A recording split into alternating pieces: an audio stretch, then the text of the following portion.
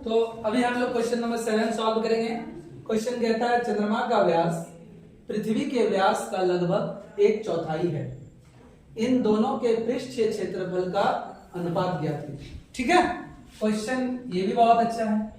ठीक, तो सबसे पहले हम क्या मानेंगे, पृथ्वी का व्यास। किसका व्यास? तो लिखेंगे माना पृथ्वी का व्यास क्या है, डी।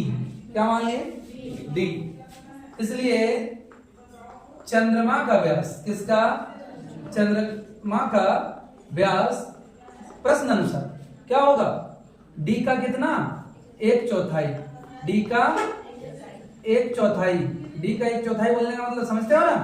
क्या लिखेंगे? डी का 1/4 माने डी का 1/4। डी का 1/4 1/4 यानी डी इंटू 1/4 यानी D/4, 4 भाग का 1 भाग। चलिए अभी आते हैं अनुपात में। किसकी अनुपात? चंद्रमा का व्यास पृथ्वी के व्यास का लगभग 1/4, इन दोनों का। तो सबसे पहले चंद्रमा का लेंगे। क्या लिखेंगे? चंद्रमा का पृष्ठीय क्षेत्रफल, चंद्रमा का पृष्ठीय क्षेत्रफल बटे पृथ्वी का पृष्ठीय क्षेत्रफल।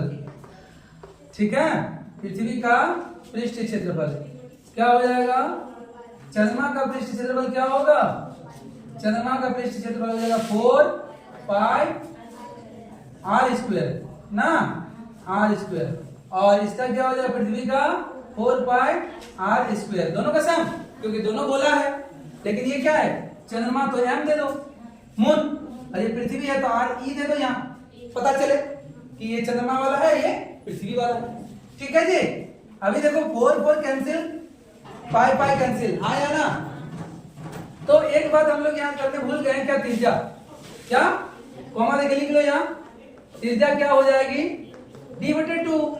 और यहाँ त्रिज्या r बराबर क्या हो जाएगा? यहाँ लिख लो, एक काम करो, लिख लो ना, RM लिख लो, क्योंकि ये चंद्रमा का है ना पृथ्वी का है? पृथ्वी का है तो r क्या लिखोगे? E। ये पृथ्वी का है, r क्या हो जाएगा? D/2। और ये होगा RM, क्या हो जाएगा?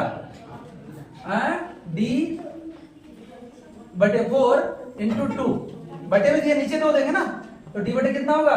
8। अब देखो यहाँ ध्यान से क्या बचा? RM कितना है जी?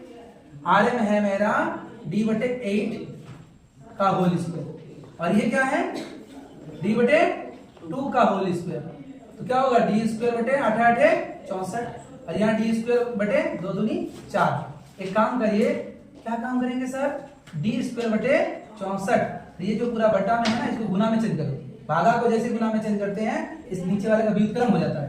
व्युत्क्रम माने उलट जाता है। D²/4 है, 4/D² हो जाएगा, हाँ या ना? अब ये कैंसिल होगा ना, गुना में बचा क्या? 4 एकम 4 और 4 एकम 4 और 4 छक 24। तो क्या बचा कुल मिला के? 1/16, यानी अनुपात क्या होगा? 1/16। This is your answer. समझ में आया आप लोगों को? कोई दिक्कत नहीं? चलो बहुत अच्छा, आशा करते हैं आप लोग सब ठीक होंगे। ठीक है ना? ठीक है, चलो आज कितना नंबर बनाएंगे? 8 नंबर। क्वेश्चन क्या कह रहा है सुनो। एक अर्धगोलाकार कटोरा 0.25 सेंटीमीटर मोटी स्टील से बना है। किससे बना है? मोटी स्टील से। इस कटोरे की आंतरिक त्रिज्या 5 सेंटीमीटर है। कितना है? 5 सेंटीमीटर। कटोरे का बाहरी वक्र पृष्ठ क्षेत्रफल ज्ञात कीजिए। तो देखो सबसे पहले ना हम एक कटोरा बनाते हैं ताकि आपको अच्छे से समझ में आ जाए। ठीक है, ये है कटोरा। क्या है? कटोरा। और देखो ये कटोरा इस तरह बना दिया हमने, और ये थोड़ा मोटी है। कैसी है? मोटी है। कितनी मोटी है? ज्यादा मोटी नहीं दिखा रहे हैं, कितनी मोटी है? हाँ ठीक है। इसकी मोटाई कितनी है? इसकी मोटाई है 0.25 सेंटीमीटर। और आंतरिक त्रिज्या कितना है? आंतरिक माने यहां से लेकर यहां तक, यानी यहां से लेकर यहां तक नहीं, यहां तक कितनी है? 5 सेंटीमीटर। ठीक है, ठीक है ना? और ये वाला जो मोटी है इतना, इसकी मोटाई कितनी है बाबू? ये वाला जो मोटाई है, यहां दिखा दे रहे हैं थोड़ा जल्दी, ऐसे जो मोटाई है, ये वाला जो मोटाई है वो कितना है 0.25 cm। समझ में आ रहा है? और आपको कौन वाला क्षेत्रफल निकालने बोला है? बाहर का। तो बाहर कितना, ये है बाहर का क्षेत्रफल है। तो जब यहां से तुम त्रिज्या देखोगे बाहर की त्रिज्या, तो क्या होगा, ये केंद्र से लेकर ये पूरा होगा, मतलब कि ये प्लस ये है।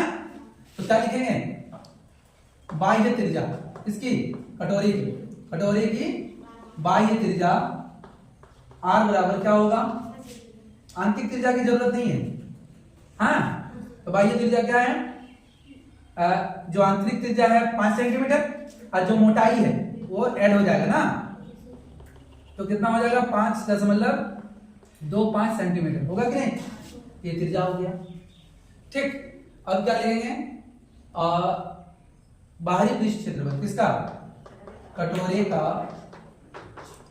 बाहरी पृष्ठ क्षेत्रफल बराबर क्या हो जाएगा, अर्धगोले का पृष्ठ क्षेत्रफल क्या हो जाएगा, अर्धगोले का पृष्ठ क्षेत्रफल। तो अर्धगोले का पृष्ठ क्षेत्रफल क्या होता है 2 पाई r²। कटोरा कैसा है, अर्धगोला है ना, तो क्या होगा 2 पाई का मान दिया हुआ है क्या, जब ना दिया रहे तो 22/7 डालना है। और r का मान कितना है 5.25 cm का होल स्क्वायर, दैट मीन्स 2 गुना 22/7 इंटू 5.25 इंटू 5.25 cm²।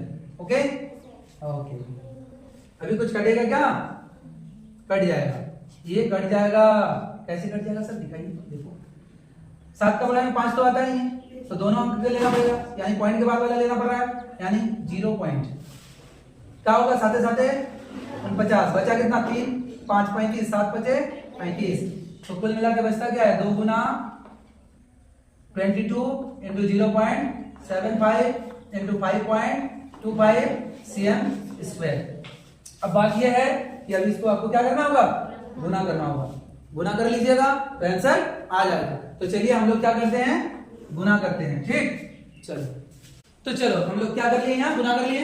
सबसे पहले क्या किए, पॉइंट को भी बात दो, 525 को हमने 75 से गुना कर दिए, 525 को 75 से गुना कर दिए।